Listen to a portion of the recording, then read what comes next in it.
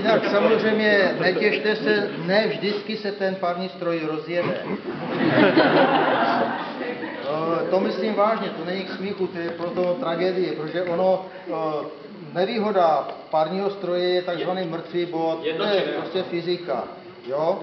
Či on takový parní stroj, kdyby měl pracovat na šachtě, tyto válce musí mít dva, že vždycky, jak se zastaví parní stroj, tak aspoň jeden z pístů je mimo ten mrtvý bod.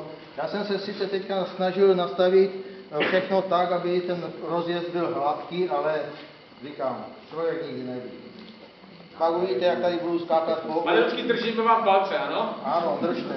Takže zkusíme to.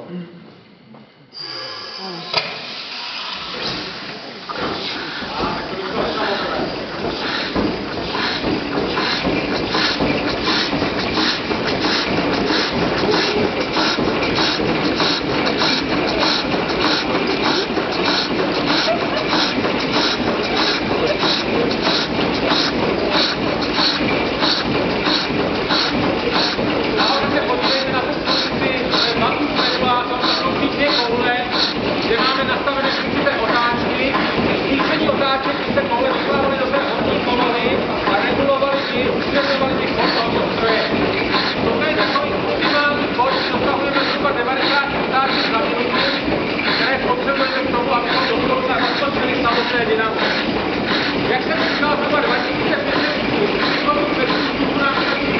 zhruba 10 000 práci tady konstruuje.